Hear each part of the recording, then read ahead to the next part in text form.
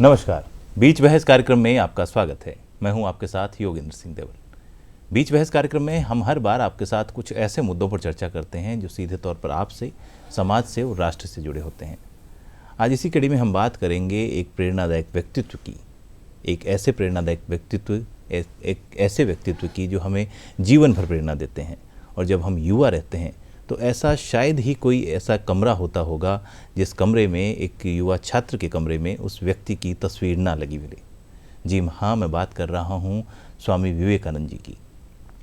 स्वामी विवेकानंद जी का जीवन ना केवल एक छात्र के लिए बल्कि एक व्यक्ति के लिए, एक संपूर्ण जीवन के लिए एक ऐसी प्रेरणा है जो हमें जीवन में हमेशा आगे बढ़ने के लिए, कर्म करने के लिए और अनुशासन से जीवन जीने के लिए प्रेरित करता है। स्वामी विवेकानंद जी के जीवन की बहुत सारी कड़ियों के बारे में हम बात करने की आज कोशिश करेंगे। स्टूडियो में हमारे साथ मौजूद हैं दिनेश शर्मा जी। दिनेश जी, स्टूडियो में आपका बहुत बहुत स्वागत है। नमस्कार योगेंद्र जी। चर्चा को आगे बढ़ाने से पहले मैं हमारे दर्शकों को बताना चाहूँगा कि दिनेश शर्मा जी विवेकानंद केंद्र जयपुर के युवा प्रमुख हैं। आइए चर्चा को आगे बढ़ाते हैं। दिनेश जी, पहला सवाल, आप स्वामी विवेकानंद जीवन से इतने प्रेरित हैं और विवेकानंद केंद्र के आप प्रमुख हैं, युवा प्रमुख हैं, तो पहला सवाल आपसे यही बनता है कि नरेंद्र से विवेकानंद बनने का जो सफ़र है वो आप हमारे दर्शकों को खुल के बताइए। जी, सबसे पहले तो योगेंद्र जी मैं आपका धन्यवाद देना चाहूँगा। आपने मुझे इस कार्यक्रम में आमंत्रित किया और साथ ही मैं दूरदर्शन के दर्शकों का भी आभारी रहूँगा। देखिए, आपने जो सवाल किया है कि स्वामी विवेकानंद का जो नरेंद्र बनने का जो सफ़र है वो कुछ उसमें उनका पूरा मतलब उनके जन्म से लेकर राजस्थान उनके आने तक की कहानी जुड़ी हुई है जी। तो मकर संक्रांति का दिन था 12 जनवरी 1863 को विवेकानंद जो कि नरेंद्र के रूप में जाने जाते थे, उनका जन्म होता है कोलकाता के एक धनी परिवार में, एक प्रतिष्ठित परिवार में। क्योंकि वो उनके माता पिता की पहली संतान थे और वो काफ़ी देर से पैदा हुए थे। मतलब उनके माता पिता को संतान नहीं हो रही थी, तो उनकी माँ जो थी बड़ी आध्यात्मिक और भक्ति भाव वाली महिला थी।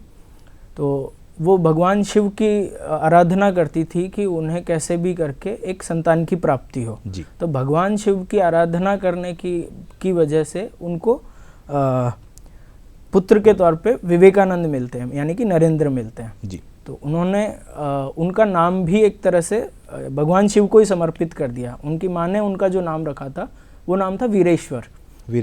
वीरेश्वर नाम था। बाद में वो नाम, उनका नाम नरेंद्र पड़ा, वही रहा।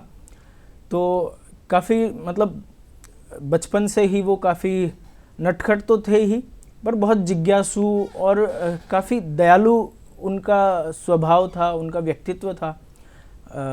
उनके घर से कोई, घर के दरवाजे पे कोई मांगने वाला आता था तो वो उसको बिल्कुल एकदम मुक्त हाथों से देते थे जी। बहुत छोटी उम्र की, जब वो बच्चे थे उस समय की बात है ये। तो एक बार तो उनके माता पिता ने उनको कमरे में बंद कर दिया कि ये सब कुछ लुटा देगा, ये सब कुछ दे देगा। लेकिन जब उनको कमरे में बंद किया तो कमरे की जो खिड़की थी उसमें से वो देखते रहते थे और कमरे की खिड़की से जो कमरे में सामान था वो फेंक के जो वो बाहर लोगों को दे देते थे जो जिसको भी ज़रूरत होती थी। तो ऐसा उनका व्यक्तित्व था। बचपन से ही उनमें ईश्वर के प्रति काफ़ी, क्योंकि जाहिर सी बात है एक ईश्वर के प्रसाद के तौर पे ही वो इस दुनिया में आए थे, तो उनके अंदर ये बीज शुरू से ही था। तो ईश्वर को जानने की लालसा, ईश्वर को देखने की लालसा उनको उनके गुरु रामकृष्ण परमहंस तक ले जाती है। काफ़ी उनकी परीक्षाएं होती है। पहली बार ऐसा होता है कि गुरु शिष्य की परीक्षा नहीं ले रहा, शिष्य गुरु की परीक्षा लेता है जी। मतलब रामकृष्ण परमहंस और उनके बारे में कहा जाता है कि जो रामकृष्ण परमहंस थे उन्होंने अपने शिष्य के तौर पे नरेंद्र को खोजा। उनकी चॉइस थी कि नरेंद्र उनका शिष्य बने। उनके बीच में काफ़ी डिस्कशंस, हेल्दी डिस्कशन होते थे ईश्वर को लेकर। क्या आपने ईश्वर को देखा है? क्या ईश्वर है? ईश्वर है तो वो कैसा है? इस तरह के काफ़ी सवाल उनके रहा करते थे। और क्योंकि पढ़ने में वो बहुत होशियार थे। तो ये एक तरह का ऐसा एक मेल था कि एक अनपढ़ पागल व्यक्ति और एक जिज्ञासु और मेधावी छात्र युवक, जी, इन दोनों के बीच में। तो रामकृष्ण परमहंस को वो शुरुआती दौर में ऐसे ही समझते थे, पागल साधु है ऐसा करके। पर जब वो उनके साथ में का इंटरेक्शन जब होता गया, उनको जानने का मौका भी मिला। उन्होंने मतलब अपने जीवनी में लिखा कि रामकृष्ण परमहंस की वजह से वो ईश्वर को भी देख सके, ईश्वर का के उन्होंने दर्शन किए, उन्होंने उन ईश्वर के दर्शन उनको करवाए। वो लिखते भी हैं कि अपने गुरु के बारे में, जिसको कभी वो मानते थे कि एक पागल बूढ़ा व्यक्ति है, उसके बारे में वो लिखते हैं कि जिसे सामान्य लोग मनुष्य कहते हैं, मैं उस ईश्वर का उपासक हूँ, अपने गुरु के लिए वो बोलते हैं। तो इस तरह से है। तो जब उनकी संन्यास दीक्षा हुई तो उनका नाम पड़ा था विविधिशानंद। विविधिशानंद जब उन्होंने संन्यास दीक्षा ली और वो सन्यासी जीवन में आए, उसके बाद वो परिव्राजक के तौर पे 6 वर्ष के लिए उन्होंने भारत भ्रमण किया जी।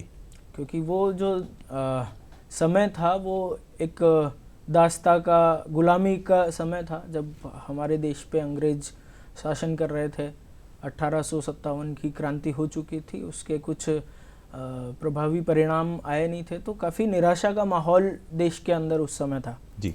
तो ऐसे माहौल से वो काफ़ी व्यतीत और परेशान थे। तो उन्हें लगता था कि मुझे इसके लिए कुछ करना चाहिए, तो करने से पहले समझना चाहिए कि देश की परिस्थितियाँ कैसी है, देश के लोगों में की मानसिकता कैसी है। तो वो उसी सब चीज़ों को देखने के लिए, समझने के लिए निकल पड़े पूरे देश के भ्रमण के लिए। और घूमते घूमते वो राजस्थान पहुंचते हैं। राजस्थान में वो काफ़ी जगहों पर राजस्थान से में उनका आना हुआ जी। काफ़ी ऐसी जगह हैं जहाँ से विवेकानंद का संबंध रहा है। जयपुर के पास में बांदीकुई के में भी स्वामी विवेकानंद रुके, फिर माउंट आबू, खेतड़ी जी। तो पहली बार माउंट आबू जब वो गए तो वहाँ पे उनका मिलना हुआ था। खेतड़ी के जो महाराजा थे अजीत सिंह, खेतड़ी नरेश उनको कहते थे, उनसे उनका मिलना हुआ। खेतड़ी नरेश जो थे वो भी काफ़ी बुद्धिजीवी किस्म के एक व्यक्ति थे जी। उनका शास्त्रार्थ और इन सब चीज़ों से काफ़ी लगाव था जी। हेल्दी डिस्कशन और इनसे वो जुड़े रहते थे। उनके मतलब जो सभा थी वो इसी तरह की चलती रहती थी कि विद्वान लोगों को वो बुलाते थे, उनके साथ चर्चाएं होती थी और काफ़ी गुत्थियां वो वहाँ सुलझा लेते थे बैठ के। तो इस तरह का उनका व्यक्तित्व था। तो पहली बार वो जब स्वामी विवेकानंद से वहाँ पे मिले तो वो काफ़ी प्रभावित हुए। पहले शुरुआती मुलाकात में उनके मत आपस में मिले भी नहीं थे जी। उनके आपसी जो विचार थे वो टकराव भी रहे थे। जैसे कि स्वामी विवेकानंद जो हैं वो विश्वास में विश्वास रखते थे। कोई भी व्यक्ति किसी भी पंथ को, किसी भी मत को, किसी भी क्या बोलते हैं पूजा पद्धति को, संस्कार को मानता है तो दैट्स फाइन। पर उनका मानना था, जो अजीत सिंह है वो मानते थे कि जो स्वामी विवेक जो मूर्ति पूजा है वो एक व्यर्थ की चीज़ है, ऐसा कुछ होता नहीं है, मतलब मूर्ति पूजा करना इसमें कुछ लॉजिकल नहीं है, ऐसा उनका मत था। तो स्वामी विवेकानंद ऐसा भी नहीं था कि वो कोई मूर्ति पूजा के उपासक थे या उसके विरोधी थे। वो बस हर व्यक्ति के विश्वास का आदर करते थे और उसको एक क्या बोलते हैं, एक मजबूत विचार उसको देने का, जी, वो उसको किसी भी आगे पद्धति से मतलब उनका कोई विरोधाभास नहीं था। जी जी ऐसा उनका व्यक्तित्व था। दिनेश जी, एक हमारे दर्शक ये जानना चाहेंगे कि एक बहुत ही बड़ा इंसिडेंट हुआ था, शिकागो सम्मेलन, जो धर्म सम्मेलन हुआ था, धर्म संसद हुई थी 11 सितंबर 1893 को। उस इंसिडेंट के बारे में आप हमारे दर्शकों को बताइए। मैं आपको बताऊंगा उसके बारे में। जी, उससे पहले मैं वापस राजस्थान में ही आता हूँ। खिचड़ी नरेश का ही इसके पीछे सहयोग रहा है जी। उसी की वजह से वो शिकागो पहुंच पाए स्वामी विवेकानंद। स्वामी विवेकानंद ने कहा था कि उन्होंने जो भी इस देश के लिए, इस समाज के लिए किया, वो नहीं कर पाते अगर महाराजा अजीत सिंह से वो नहीं मिले होते और उन्होंने उनको सहयोग नहीं किया होता। जी। तो उन्होंने, जो खेतड़ी नरेश हैं, उनकी और स्वामी विवेकानंद की मुलाकात 3 बार हुई थी। खेतड़ी स्वामी विवेकानंद का 3 बार जाना हुआ था जी। तो दूसरी बार जब वो खेतड़ी गए थे तब उनको, स्वामी विवेकानंद को उन्होंने विवेकानंद नाम दिया। जी। उनका तर्क ये था इसके पीछे कि जो आपका नाम है विविधिशानंद, ये थोड़ा मुश्किल नाम है, आपके व्यक्तित्व को सूट करने वाला नाम विवेकानंद है जी, क्योंकि आप काफ़ी विवेकशील हैं और काफ़ी सौम्य आपका स्वभाव है, तो इसके करके आपका नाम आज से विवेकानंद है। उन्होंने उस नाम को भी स्वीकारा।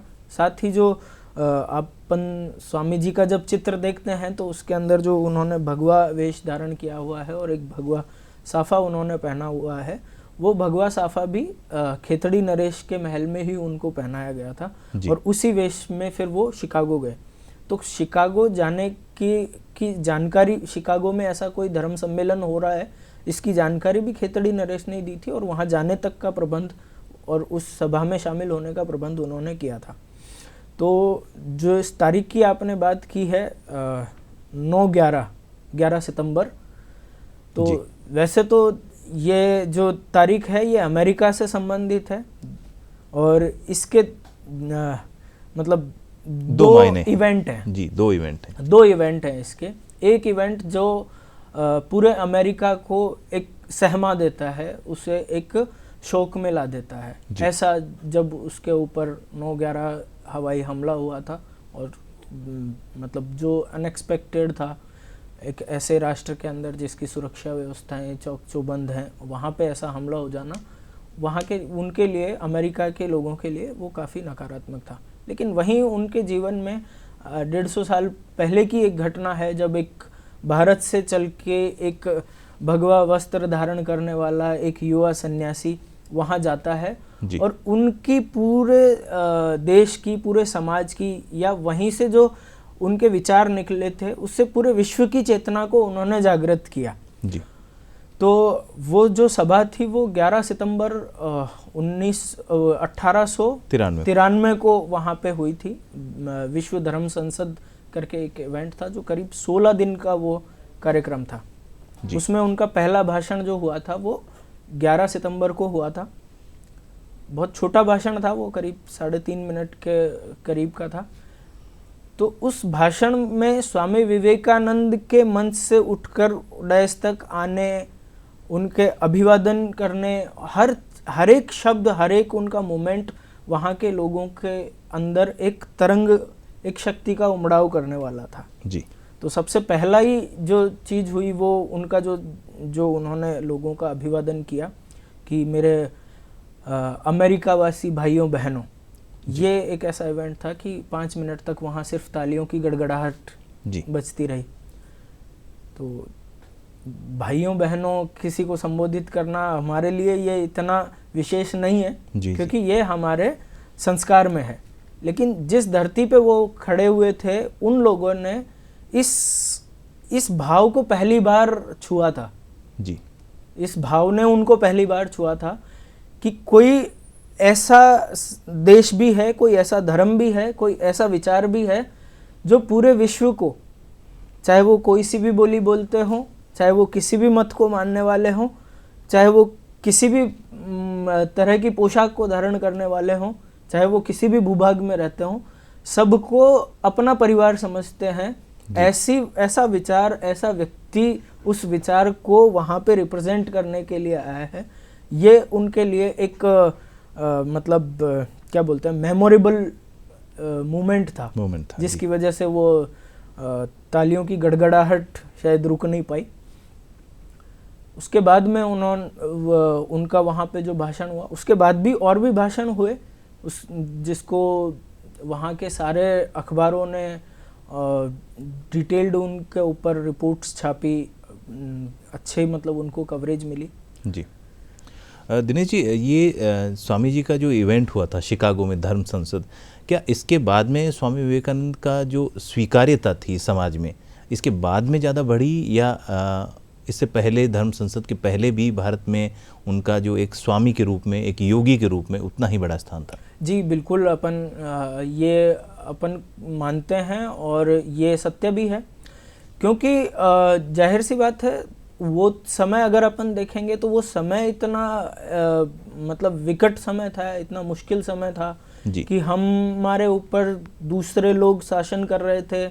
हमारा जो आत्मविश्वास है, जो हमारा स्वाभिमान है, वो एक तरह से हमने खो दिया था। जी ठीक है। ऐसे में भारत के ही व्यक्ति का, उसके व्यक्तित्व को स्वीकार करना ये भारतीयों के लिए इतना आसान नहीं था। जी ठीक है, क्योंकि उस समय जब अंग्रेज यहाँ शासन कर रहे थे तो उनका पूरा फोकस था कि वो यहाँ की जो कीर्ति, यहाँ के जो भी हमारे इन्वेंशन रहे हैं उनको रिप्लेस करके वो ऐसी चीजें हमारे जनमानस में डाल दें कि भारत इससे पहले कुछ था ही नहीं। हाँ, भारत इससे पहले कुछ था ही नहीं, जो भी भारत बना वो हमारे आने के बाद में हमने जो भी दिया है भारत को, हमने दिया है। इससे पहले भारत का तो कोई अस्तित्व ही नहीं था, ये तो सपेरों का देश था। तो भारतीयों के लिए ये बिल्कुल भी आसान नहीं था कि भारत में 6 साल स्वामी विवेकानंद घूमे फिरे और उससे वो उनकी स्वीकार्यता हो जाए। डेफिनेटली जब अमेरिका में वो गए, वहाँ पे जब उनकी कीर्ति बढ़ी तो वो उसका जो रिफ्लेक्शन है, उसका जो प्रभाव है वो भारतीय जनमानस पर भी पड़ा। और एक तरह से उस इवेंट को अपन मान सकते हैं कि जो आगे की जो हमारी स्वतंत्रता संग्राम की जो लड़ाई रही है उसमें एक ऊर्जा भरने का जो काम जो हुआ वो उसके बाद हुआ एक तरह से। जी दिनेश जी, आप विवेकानंद केंद्र से जुड़े हुए हैं, विवेकानंद केंद्र के आप युवा प्रमुख हैं। विवेकानंद केंद्र जो आपका ये ऑर्गेनाइजेशन है, किस तरह से स्वामी जी के विचारों को आगे बढ़ा रहा है? जी, विवेकानंद केंद्र जो है वो इसका जो मुख्यालय है वो कन्याकुमारी में है। अभी हम विवेकानंद केंद्र की स्थापना के 50 वर्ष भी पूरे हुए हैं। जी। तो विवेकानंद केंद्र मुख्य तौर पे एक युवाओं का संगठन है। जी। युवाओं का संगठन की जो स्वामी विवेकानंद के विचारों को आत्मसात करते हुए, उन विचारों को आगे ले जाते हुए समाज के बीच में काम करे। तो जो विवेकानंद केंद्र का जो मूल वाक्य है वो है मनुष्य निर्माण से राष्ट्र पुनरुत्थान, यानी कि ये एक व्यक्ति निर्माण का एक मिशन है। जी। व्यक्तियों का निर्माण कैसे कि व्यक्ति तो हम सभी हैं, लेकिन एक उत्कृष्ट व्यक्तित्व हर व्यक्ति का हो, जो जिसके जीवन में एक मोटिवेशन हो, अनुशासन हो जी। उसके अंदर संवेदना हो, मानवता हो, धर्म और संस्कृति के प्रति जुड़ाव हो, इस राष्ट्र के प्रति अपने अंदर कोई जिम्मेदारी होने का भाव हो जी। ऐसा एक व्यक्ति का निर्माण करना, उसके कई अनेकों अलग अलग प्रकल्प है उसके माध्यम से। क्योंकि हम मानते हैं जब व्यक्ति का निर्माण होगा तो राष्ट्र अपने आप राष्ट्र का निर्माण, क्योंकि वो एक सतत प्रक्रिया है, तो वो डेफिनेटली होगा जी। और वो प्रक्रिया हमेशा निरंतर जारी रहनी चाहिए। तो ऐसा विवेकानंद केंद्र का कार्य है, जिसको हम मुख्य तौर पे 3 आयामों के तहत हम विवेकानंद केंद्र इसको करता है, जिसमें योग वर्ग है, स्वाध्याय वर्ग है और संस्कार वर्ग है जी। ऐसा। तो योग वर्ग जो होता है वो योग के माध्यम से लोगों को जोड़ना, योग अर्थात कोई शारीरिक व्यायाम नहीं, योग यानी कि जोड़ना। जी। योग का अर्थ मानते हैं जुड़ाव। जी। तो योग का जो आध्यात्मिक कंसेप्ट है उसको लोगों के बीच में लेके जाना और उसे एक माध्यम बनाते हुए लोगों को इस राष्ट्र निर्माण के कार्य से जोड़ना। साथ में दूसरा जो हमारा आयाम है वो है संस्कार वर्ग। संस्कार वर्ग जो है वो बच्चों के लिए चलता है, छोटे बच्चों के लिए। हम देखते हैं कि बच्चे स्कूल जा रहे हैं, स्कूल से आ रहे हैं, ठीक है, एक सिलेबस ओरिएंटेड उनका जो भी सिस्टम है, एजुकेशन सिस्टम है, उसके तहत उनकी पढ़ाई हो रही है, जो भी हो रही है जी। कहीं ना कहीं बच्चों में संस्कारों की कोई कमी नहीं रहे और उनके अंदर जो राष्ट्र भावना है वो बचपन से ही एक बीज के तौर पे जाए, इस उद्देश्य से हम संस्कार वर्ग चलाते हैं, जो अलग अलग नगरों में और ऐसी जगहों पर बच्चों के बीच में होता है, जिसके अंदर खेलकूद होते हैं, राष्ट्रभक्ति से जुड़े हुए गीत होते हैं, जी। कुछ मंत्र होते हैं, कहानियाँ होती हैं जो हमारे जो महान लोग रहे हैं उनसे जुड़ी हुई कहानियाँ हम बच्चों को सुनाते हैं, ताकि वो बच्चे आगे जाके एक अच्छा अपना व्यक्तित्व का निर्माण करें और जो भी वो उनके व्यक्तिगत ध्येय हो उसके साथ साथ उनके जीवन में एक समाज से जुड़ा हुआ, एक राष्ट्र से जुड़ा हुआ ध्येय भी उनके पास हमेशा होना चाहिए। जी। दिनेश जी, एक आम जो युवा है, एक आप कहें तो एक छात्र जो है, एक छात्र के, एक युवा के हर घर में, हर कमरे में जो स्वामी विवेकानंद के जो स्लोगन है वो बहुत ही कॉमन देखने को मिल जाते हैं। तो क्या स्वामी विवेकानंद जी के जो ये स्लोगन हैं ये इतने इम्पैक्टफुल हैं युवाओं के लिए, या ये एक ट्रेंड चलता आ रहा है इस वजह से हो गया है? आप क्या कहेंगे इस पर? हाँ बिल्कुल, ये सिर्फ युवाओं के लिए ही नहीं है, ये हर उम्र या हर व्यवसाय से जुड़े हुए व्यक्तियों के लिए है, या हर मानसिकता से जुड़े हुए लोगों के लिए है। क्योंकि स्वामी विवेकानंद के बारे में अगर अपन बाहर जाके लोगों से पूछने जाएंगे तो लोग इतना बता नहीं पाएंगे, लेकिन अनायास ही वो कोई ऐसी लाइन जरूर बोल सकते हैं जो स्वामी विवेकानंद की कही हुई हो, जो उन्होंने कहीं अपने जीवन में कहीं पे सुनी होगी, किसी मोटिवेशनल सेमिनार में सुनी होगी, अपने किसी शिक्षक से सुनी होगी, कहीं लिखी हुई उन्होंने पढ़ी होगी।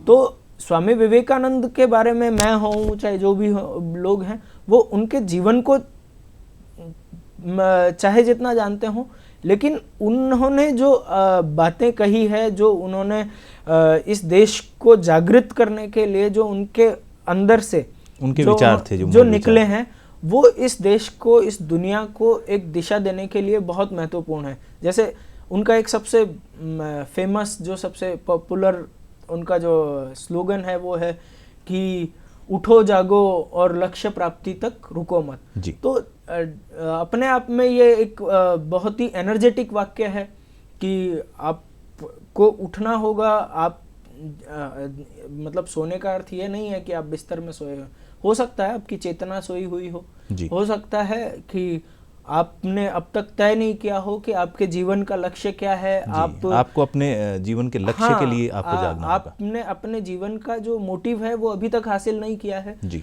तो आप उसके लिए उठो, पहले तो उसका चिंतन करो, उस लक्ष्य को तय करो और फिर उसके पीछे लग जाओ जी। तो इसी तरह के और भी बहुत सारे उनके कोटेशन हैं। उनका मानना था कि